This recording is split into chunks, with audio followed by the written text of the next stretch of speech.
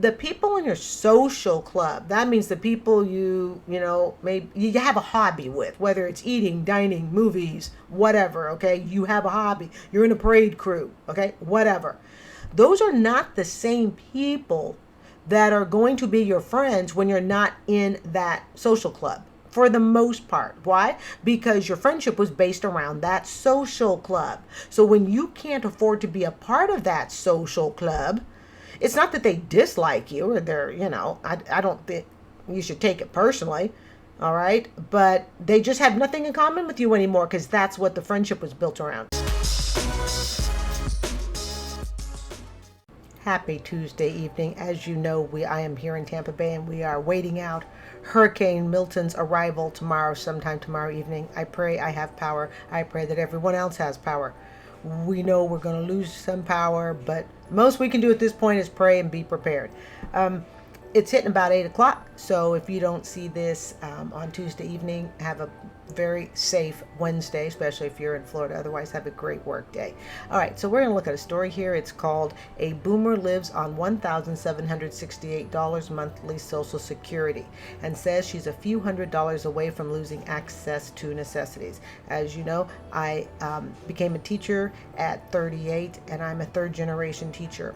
And while it is a dream job, and for me, it's a dream job. I've wanted it since I was in 6th grade. I'm very lucky because I can afford to do my dream job as far as, retirement benefits and stuff like that, because many people cannot afford to do their dream job. They'd like to do it, but it's not enough to not only pay current bills, okay, but it doesn't pay future, retirement security and stuff like that. So we're going to take a look.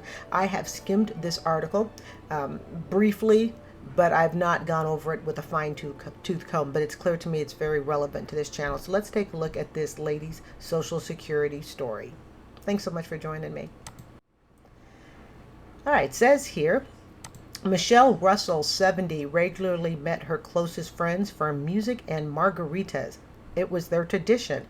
They would order salt-rimmed cocktails, share a meal, and listen to whichever local musician was playing at their favorite restaurant. But Russell has been receiving fewer and fewer dinner invitations. Over this past year, she says, because my money has gotten so tight, these friends don't call me anymore. They know I don't have the money to go out, and it's embarrassing for me when they pay for my bill. All right, when I first read this, and I read that she's 70 and she regularly met her closest friends for, quote, music and margaritas, the first thing that went through my head is, you like to party it up. You like to live it up. And you like to do it on things that cost money. And when we're talking margaritas, we're talking a lot of money. In fact, I had a relative come and see me about 2 months ago, and we went and, she likes margaritas. I don't drink at all, but, I have a few friends that do like their margaritas and stuff.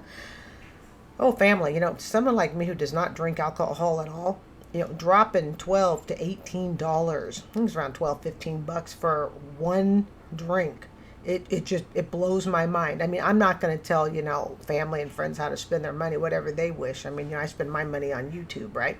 So I'm not going to certainly make a judgment on that. But it's just, she's 70. And when she said she meets her friends for drinks and margaritas, in my head, I'm immediately going, I bet that's a $50 night.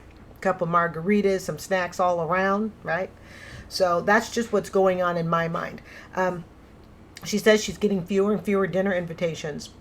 Yes, because your friends are beginning to realize that you can't afford to join them, which for me is why it's so important that you have friends that can do all types of different things. You may have those friends that, don't call us unless we're spending $50 at the local pub for music and margaritas. But you also need those friends that are just as happy to, let's just go sit on the beach for a couple hours. I don't do that, okay? I don't like to sit in the sun. But, you can, that's still something you could do for not more than maybe a few bucks in, parking, depending, of course, how far the beach is from you. But keep in mind, I'm in Tampa, okay?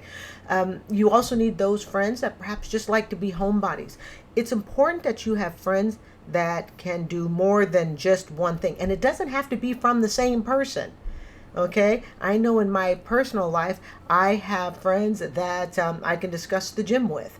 I have friends that, of course, I can, if I say, hey, can I just come over and chill at your place? Okay, I can do that. If you narrow your friends so much that the only friends you have are friends that you have to spend money in order to see them, then to me it's almost more like a social club. It's like you join a club, and you're friends because of the goals of that club. It could be, whatever social club. It could be a fundraiser club. It could be a book reading club. It doesn't matter the club, but your friendship is based around the club.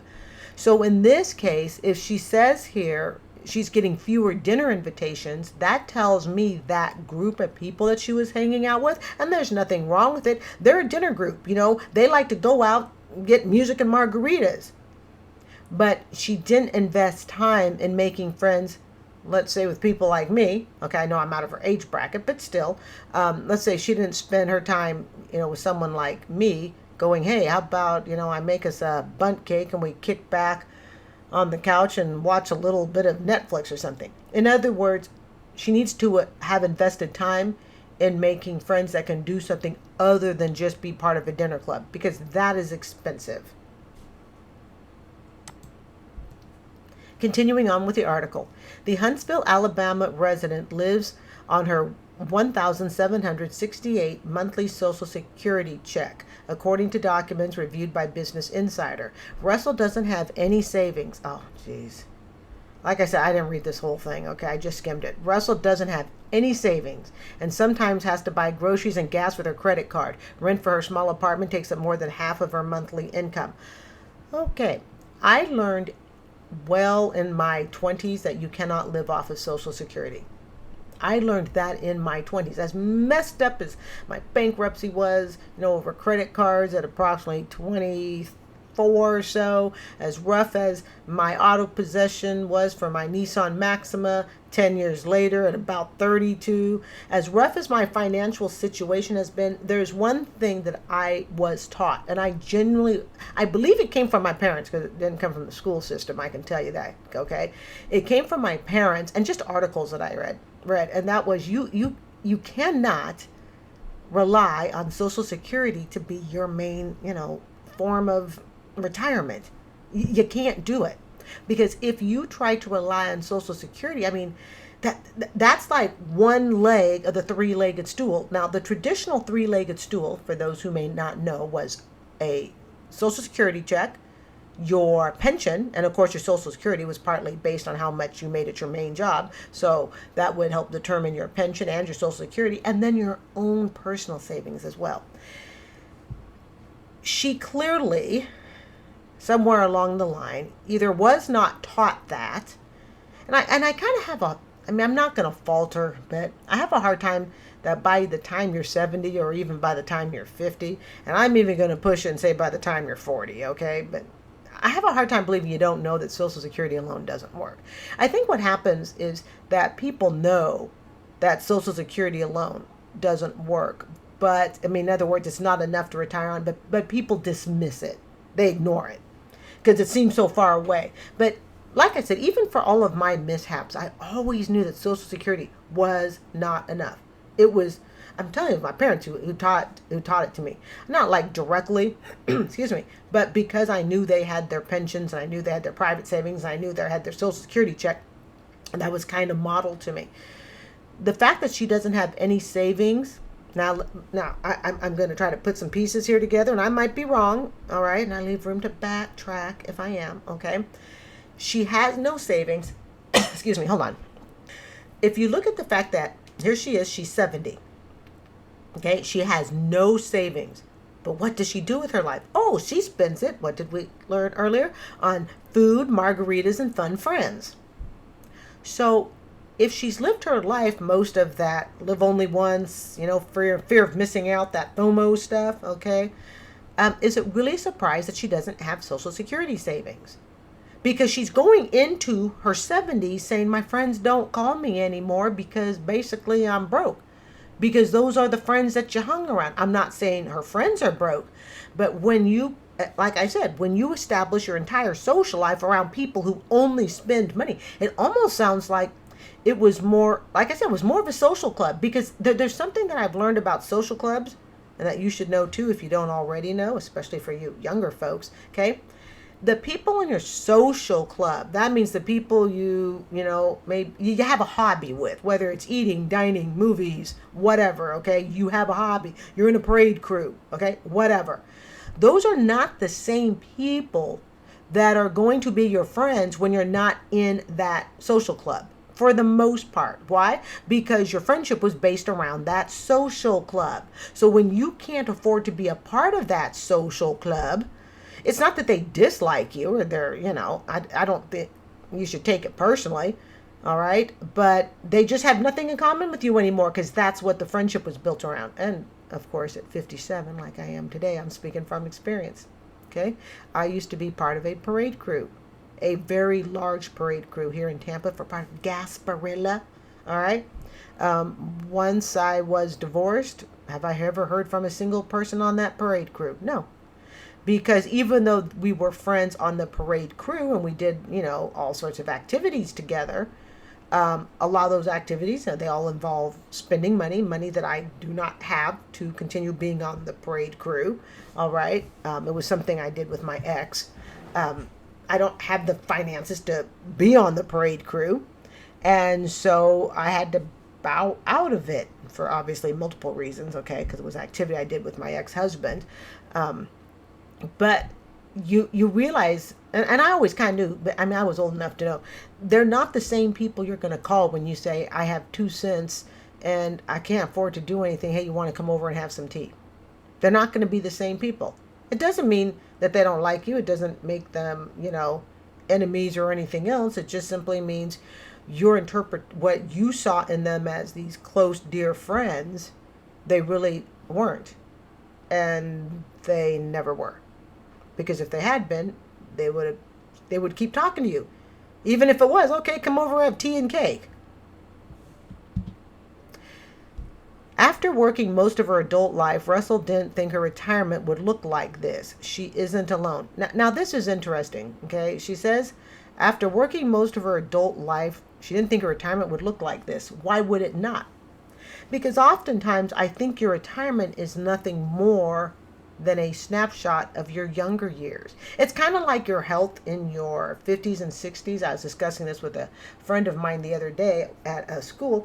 Your health in your 50s and 60s is very much determined by how you treated your body in its 20s and 30s. So it's something to consider, but she says she didn't think her retirement would look like this. I'm willing to bet if I stepped back and looked at the way she was in her younger years, I think her retirement is mimicking perfectly what she did in her younger years. And maybe she didn't make a lot of money. Okay, so maybe she felt like she should be treated. I don't like to use the word entitled, okay?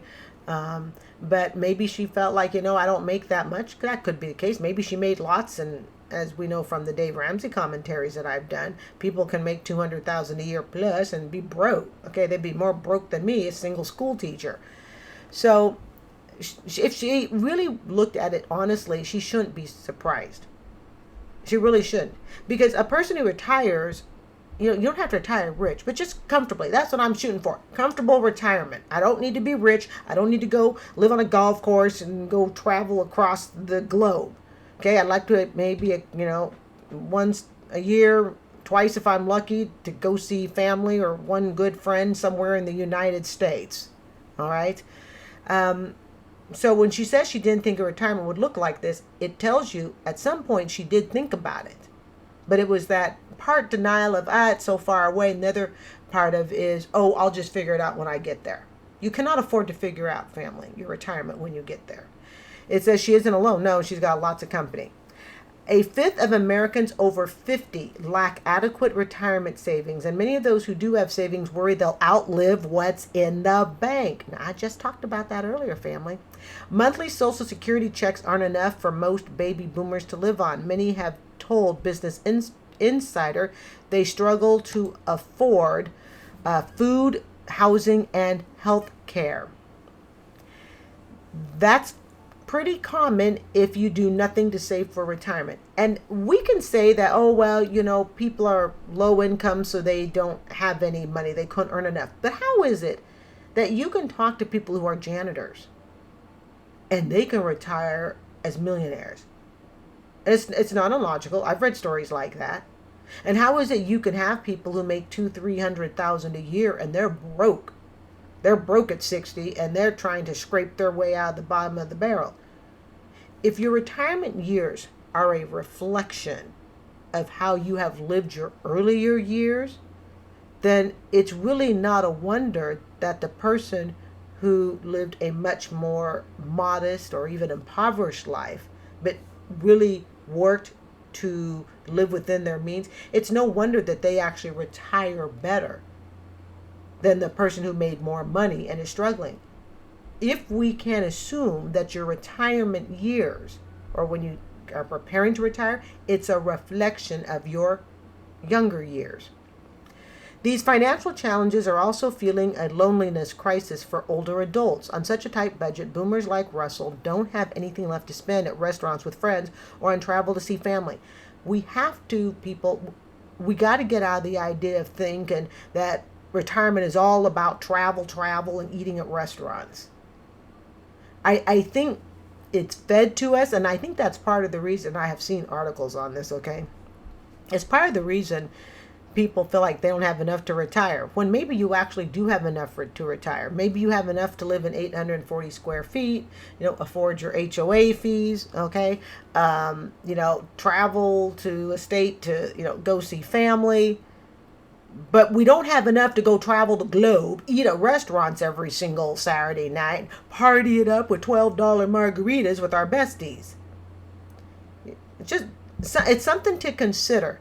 And so, like I was saying earlier, if your whole friendship circle is going to be based around people who spend money, all right, don't be surprised when they don't call you and ask you for invites because you don't have the money.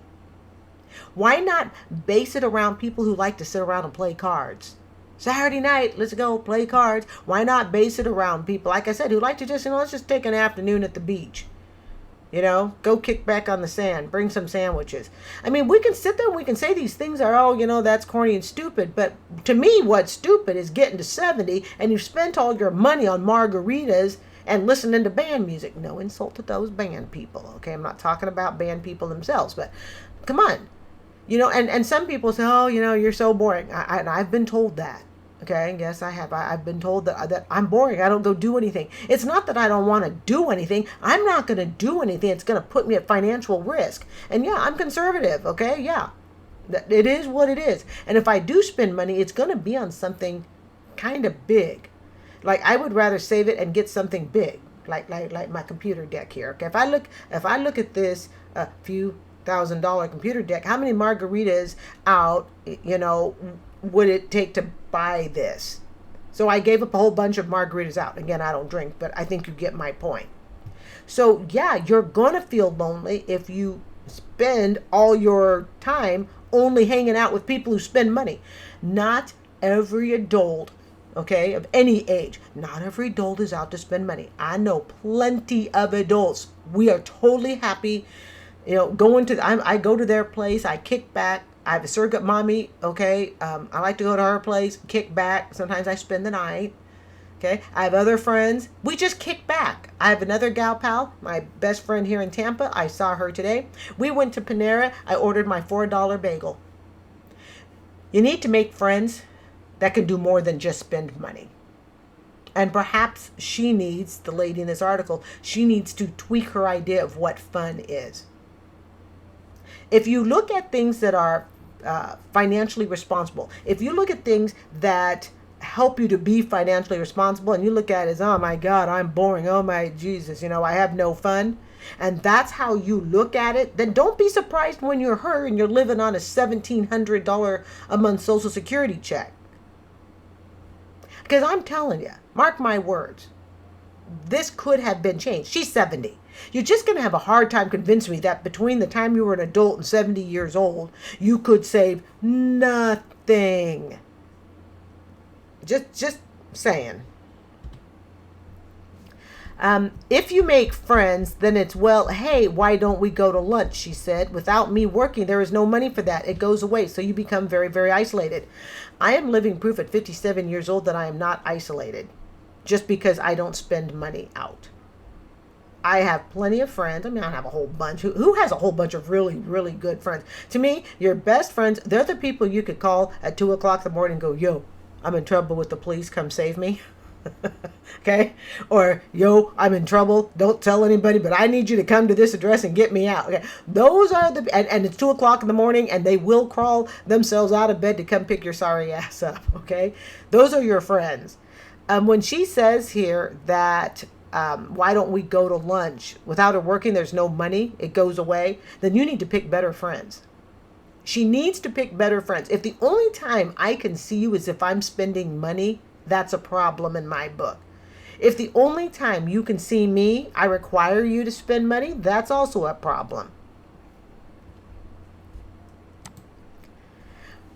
Russell's tight finances contribute to her loneliness. Russell retired from her job as a food service broker 6 years ago and began collecting Social Security at about that time.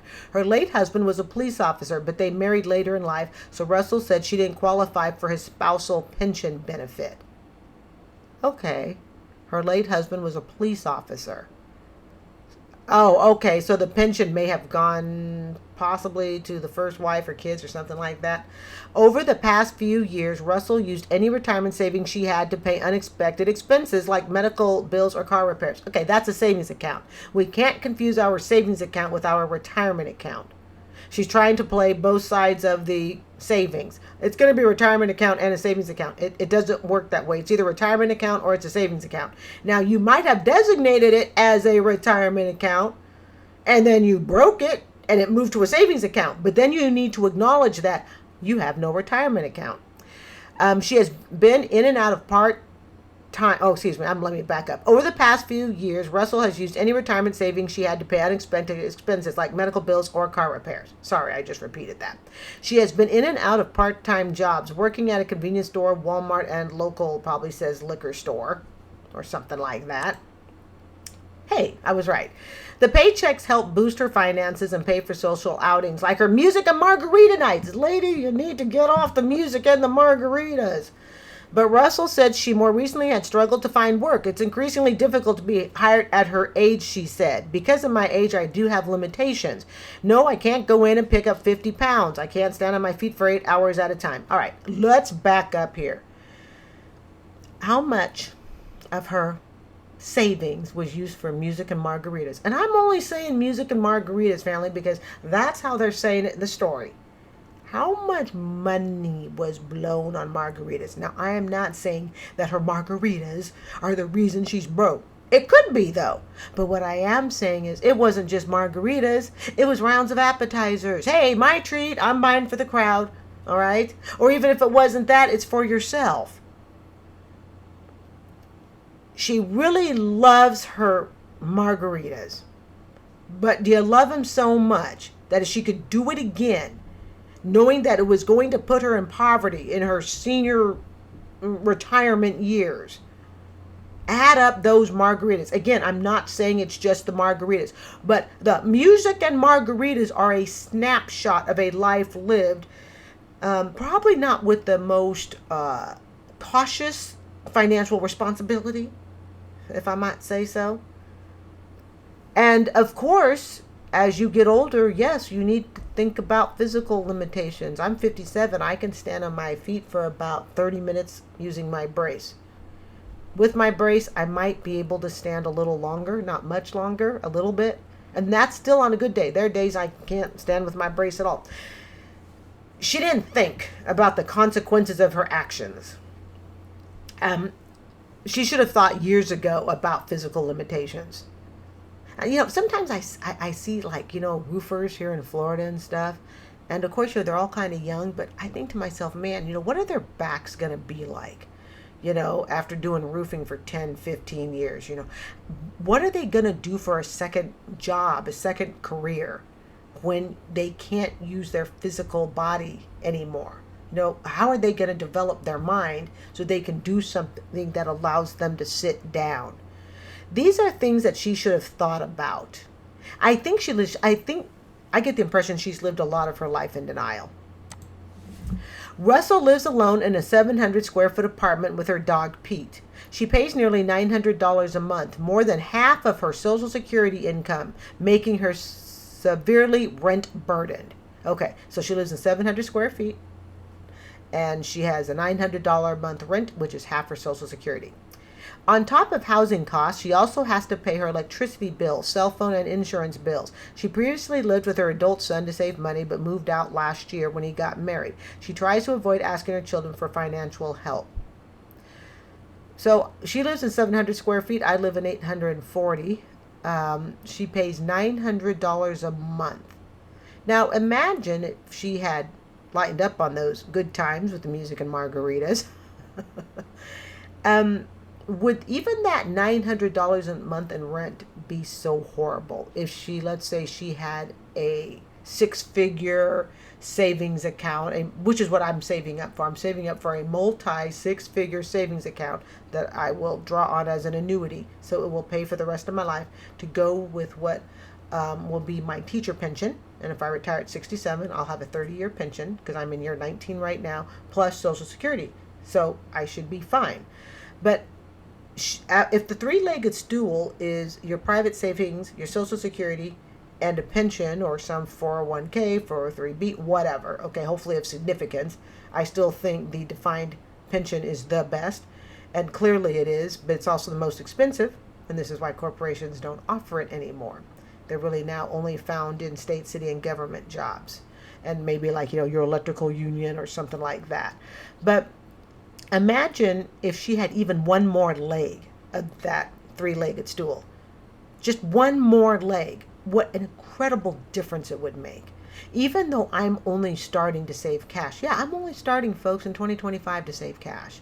I was going to have $20,000 saved in 2024, but I decided to stop my car lease and to purchase the Toyota Corolla Hybrid. So I saved a little bit, and then I'm putting $20,000 towards it this year so I could pay it off in 8 months. But just imagine if she'd had one more leg, okay? Just one more leg of that two-legged stool. Yeah, it'd still be wobbly, but it wouldn't be this. It would not be this. In terms of health care, Russell said Medicare covered most of the basic doctor visits and prescription needs, but Medicare doesn't cover emergency or long-term care. She doesn't know how she would afford a hospital stay if she needed one. Russell also receives $23 a month in SNAP benefits. $23! Oh my sweet Jesus. I mean, what can you get for $23? Okay, 23. But she says it doesn't go very far at the grocery store. I don't think it goes anywhere at all. Mostly she eats toast with butter and whatever is on sale. Well, if you're buying real butter, that's expensive. I hope it's margarine. And she's often able to afford only one meal a day. I know a lot of those meals. We all know where a lot of those meals went. Eating out. I kind of get the impression that she really wanted to be a part of that social in crowd. But if being a part of that social in crowd requires you to spend money to people who aren't really your friends. I hate to tell her this, but these weren't really her friends. They were her friends under conditional terms of, we like to go out and socialize. If you cannot do that with us, then have a nice life, but we're really not all into that. We're really not all into you. Of course, not all baby boomers live near poverty and retirement. Some have robust savings paired with corporate 401k matches, or in my case, defined benefit pension plan, which I'm ecstatic about. Others built wealth through well-placed investments. What's more, many older adults have strong communities and social circles. Okay, but still, strong communities and social circles, yes, they can help you with, certain food assistance and maybe even housing assistance and whatnot, but you still have to plan on taking care of yourself for the most part. She really, really wanted to be a part of the social crowd. That's really what I gathered. She wanted so much, she was willing to sacrifice her retirement for it. But right now, Russell feels as if she's a few $100s away from losing access to necessities. I can survive as long as nothing unexpected comes along, she said. Mm-mm-mm. All right. And that's from Allison Kelly at businessinsider.com. Just going to slide this. I don't know how this is going to look on TV, but I'm going to slide this right over here. All right, so that was our look at a senior citizen who retired strictly on Social Security. And I stand by it. I don't spend a lot of money eating out. I'm the type that I'll go to a Chinese restaurant, okay, or fast food, and it'll be $11 for a meal. And because it's just me, and I do admit it is less expensive because it's me, and I'm also more able to control my budget, I will take that $11 meal and I will divide it over 2 meals. Even and hey, I'm being honest. Even if it means I could actually eat the whole $11 meal because I'm really hungry, what I'll do is I'll just take it and I'll go, no, you don't need the whole thing. That's a lot of calories. So I'll split over 2, add in a salad, maybe make some extra fresh rice to go with it the next day, and there you go. You have 2 meals. I do this frequently because in my world, honestly, I really like to keep dinner. It's got to be under $10. And that's not $10 a day. That's, maybe once or twice a week going out. And if I'm going to spend $10, $11, $12, it needs to make, as much as possible, it needs to make 2 meals for me. This lady is an example of what happens when you kind of, put the blinders on to retirement and you want so much to be a part of the in crowd that you're willing to sink your financial future to do it. And now she has no friends. And she can get friends. She just needs to find ones more like me. Okay? You don't need to spend money to hang around me. I'll make a bundt cake. We can get some tea. And we'll go to Panera. We'll each order a bagel and cream cheese if we feel like we need to get out. And that cost us, I don't know. I spent $4 today on a bagel and cream cheese. And water, of course, is free. I hope you will consider subscribing. I want to thank you so much for joining me. Family, my time is up. And so is yours. Be safe out there, folks. Good night.